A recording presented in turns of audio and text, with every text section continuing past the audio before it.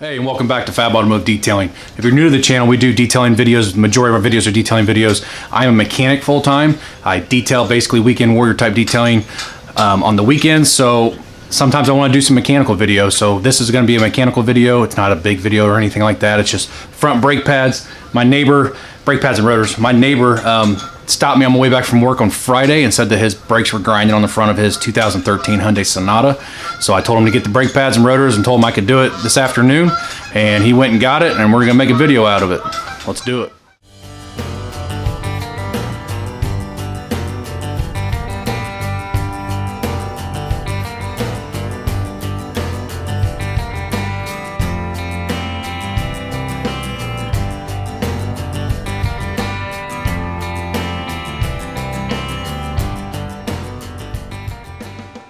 So when you're doing something like this at home, you gotta be careful of how you jack the car up.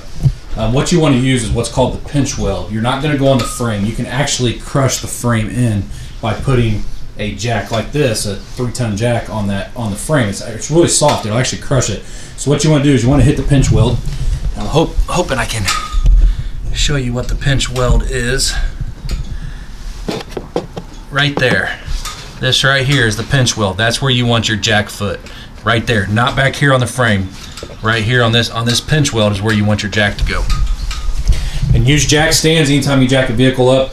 I'm only going to jack up the one side at a time. So I'm going to do the right front first. So I'll jack up this side first, and then once these brakes are on, the wheels back on, I'll put this side down and jack up the other side. If you take and jack up both sides, which I've done that before, but sometimes I think it's just faster just do it this way. But if you jack up both sides, you have to put something, especially on this car. This is a front-wheel drive vehicle. So there's rear brake, or those rear wheels will roll on you if you jack up the front. So you have to put something, a wheel chock or something back here behind this wheel if you jacked up the whole front of the vehicle. So I'm gonna get the car jacked up, and we're gonna start taking this thing apart. So as you can see, I got the car jacked up and got my jack stand right there. Now first thing I do when I work on a car with rotors like this, they have a Phillips head. And Phillips head, what did Philip ever do to you? That Geico commercial, every time I hear Phillips head, that's what I think of. Anyways, that Phillips head, there's one down here. You have to have an impact driver to get those out. A regular screwdriver typically isn't going to work. If it does, then you're just lucky. So I'm gonna show you how I get those out. I like to do it while the caliper and pads are still on there. It kind of helps hold it from moving on you. And once you do an impact driver, turn the screen around so I can make sure you guys are, you're gonna put it in there. What you're gonna do is, you notice you can push this in, you push it in, and then you twist back. Just like if you were trying to remove it, and you're just gonna smack it. Just like that. It is moving.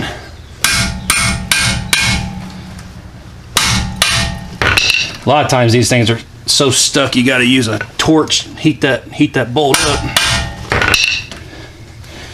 The only reason they're on here is when the car is going down the assembly line, the rotor won't fall off. Because you don't actually have to put them back on. I always do, but yeah, there's one right there. And you notice it's kind of got a little bit of brown rust in it. They kind of get rusted in. I'm hoping I don't have a problem with any of these, especially since I'm in my garage doing this. That one came loose really quick, real easy, right there. And then you'll have two on the other side as well. So then the next thing we want to do, now we know that's good, is you're going to take the caliper off. On this car, it's two 14mm bolts around the back here. Ratchet, 14mm. I don't use an impact on these. Just kind of bump it, and they'll come loose. Another reason I like the flex heads is for stuff like this.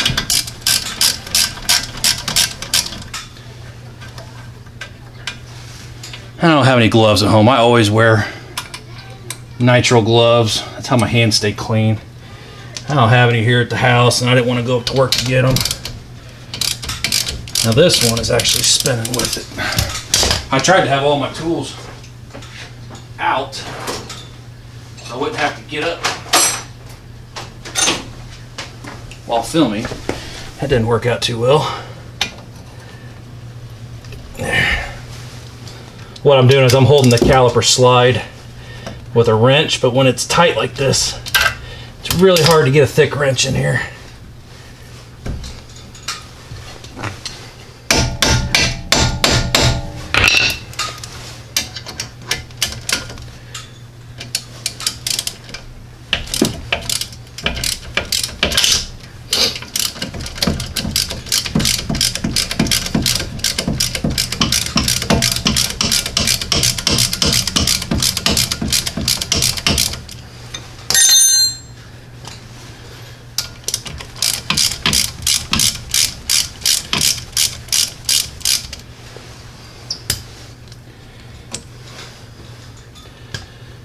Okay, now that those bolts are out,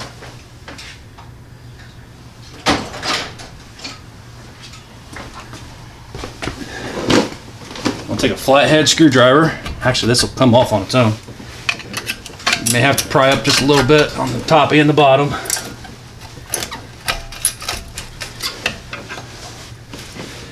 If I get my screwdriver in here, I can push the piston in just a little bit and help us get this thing off here.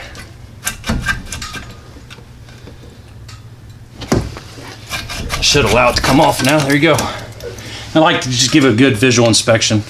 You know, look at the, oops, not in frame. Look at the boot around the piston. Look at the piston, make sure you don't see any cracks or anything like that. This thing looks pretty good. Just gonna set that up there. Move this up just a little bit.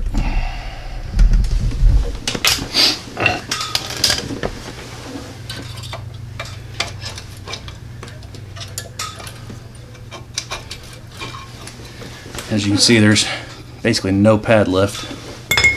It is grinding right here on the outside of the rotor.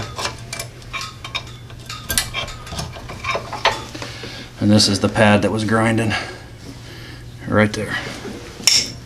Now we're going to use my pad. We're going to use the pad to push the piston in.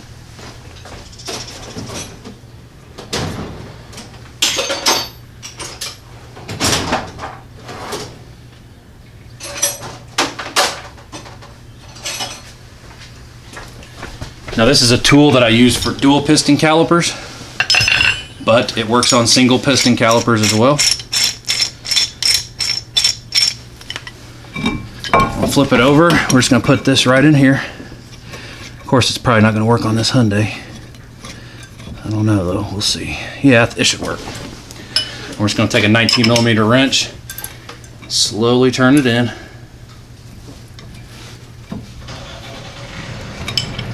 Ooh, that's getting tight. We might have a caliper issue here.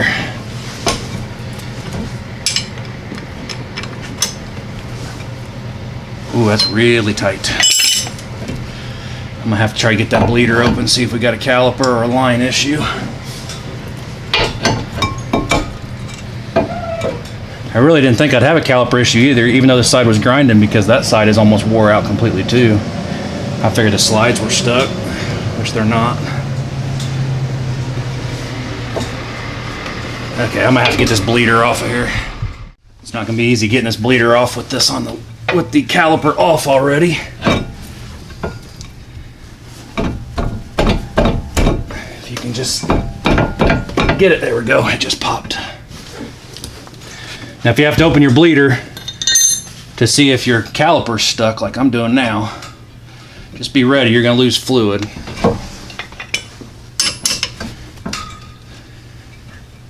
Yeah, that caliper's stuck. It's barely going in at all.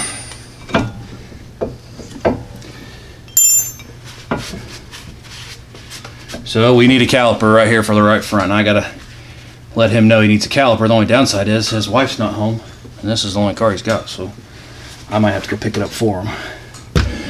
The reason you open the bleeder, if I open the bleeder and the piston went back in, that means the line is not allowing the brake fluid to go back to the master cylinder, which in return would mean the rubber line is bad. But since I can't push the piston in with the bleeder open, that means the piston's bad. It's stuck inside that caliper housing. So we're gonna have to get a caliper. So we'll resume this video here once I get a caliper. So while we're waiting on the caliper to get here, we gotta take this rotor off. And I got those bolts out earlier, as you saw, but now it's stuck. So what you wanna do is put one lug nut on to keep it from dropping on you or hurting somebody. And you're just gonna smack right here.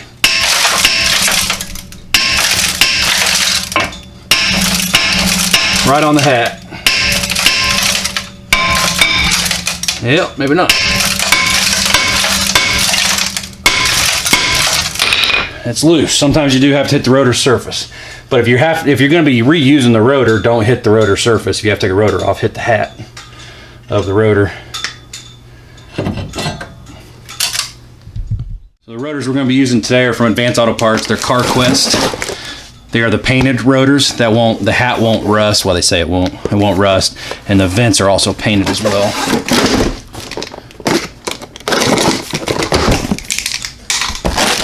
Sorry I didn't film taking the brackets off, but I was sitting here and my neighbor was in here talking to me and I had to take them off so they could take it up and so they wouldn't have a core charge. Now if you look at these rotors, hope I can get the camera to pick it up. Let's see. Well, there is an oil on here that they spray on here so they won't rust while sitting on the shelves. And that's not something you necessarily have to take off. I just like to. It makes them smoke a lot less when you're breaking it in. This is just brake cleaner right here. Spray it on, wipe it off.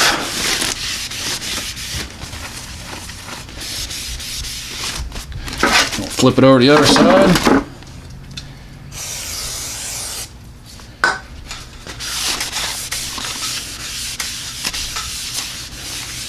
And that's it. Set you back up and we will put the rotor back on this side.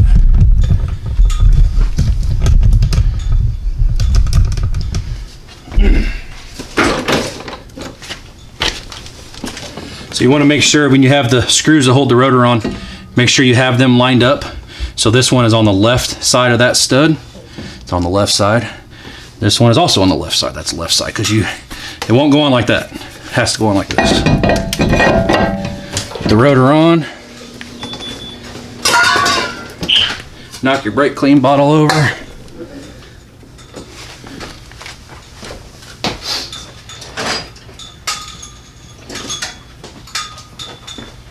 I'm going to go ahead and put these back in.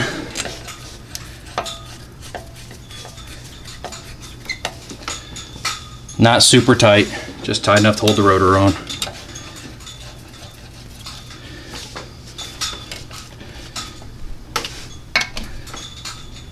Like that. I guess I kind of skipped a step, but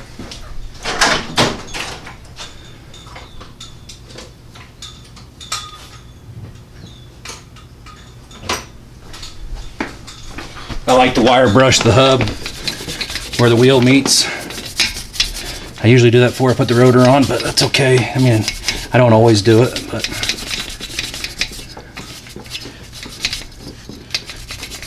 just clean up really good right there so that when you put the wheel on, it's not going to be all corroded and the wheel wants to go on crooked or it doesn't get tight here and gets tight here and that type of stuff. So just clean that off the best you can with a brush. Now all we have to do is wait on the calipers, because I went to take the other side apart to make sure we didn't need two, and lo and behold we actually need two calipers, so we got two calipers coming. So when they get here I'll show you how to put them back on. Okay, so I guess this video is going to become a how to replace your calipers, pads and rotors. So we got the new caliper here, or remanufactured caliper right here, and this has an R on it right there. Now, another way you know if yours does not have the letter on it, is the bleeder always goes at the top. The bleeder right there always goes at the top so it can get all the air out. So I already undid these when I got the caliper here. Your caliper is going to come with brackets. The brake pads I got come with brackets, so we're going to use these. If you're not replacing your calipers, what you're going to want to do, you're going to have rust and stuff in here. Once you take the hardware out, you're going to have rust in here. You want to clean those up really good with a wire brush, a file, whatever you can. I like to use my sandblaster when I'm at home, but somehow you got to clean that up. And these pieces right here, the hardware, which is what the pads are going to sit in. I really wish I had my workbench to make this a lot easier. Those just go in like that. They just snap in. So there's the bottom. Oop. There's that one. Now pay attention to your brake pads when you take them off. The squealers were on the inside. And what I mean by squealer is this piece right here, that's a squealer tab. So that when the brake pads get all the way down to there, it'll hit the rotor and let you know it squeals that your brake pads are about need to be replaced. See, there's a squealer on that one. So we should have 2 without squealers. There's no squealer on this one. And 2 with squealers. What you're going to want to do is you want to put plenty of lubrication on here. Any type of brake caliper grease is fine. You want your pads to move freely, because if they don't, that's where squeaks come from.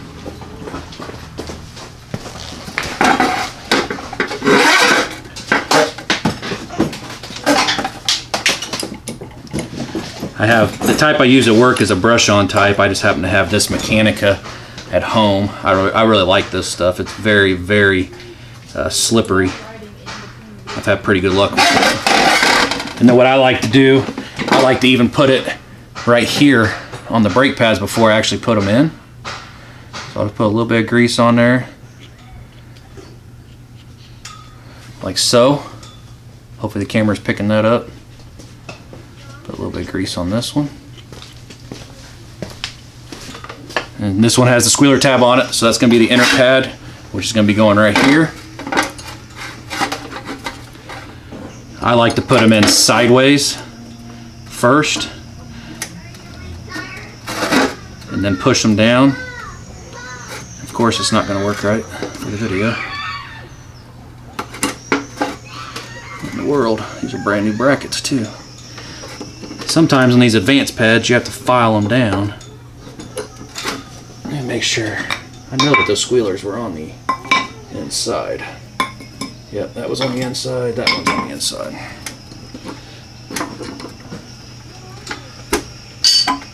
Because if it's too tight, the pad's going to stick to the rotor, and this one is going to be too tight, it looks like. Either that, or I just wasn't putting it in right. Okay, like that. And you want to make sure they move freely.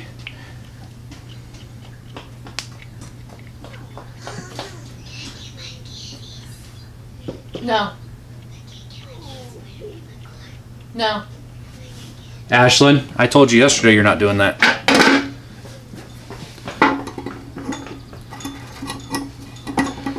Put this one in. I don't know why I'm having such a hard time with these on video. I do these daily. That one went right in a lot easier than this one here did, so I'm kind of concerned about this one.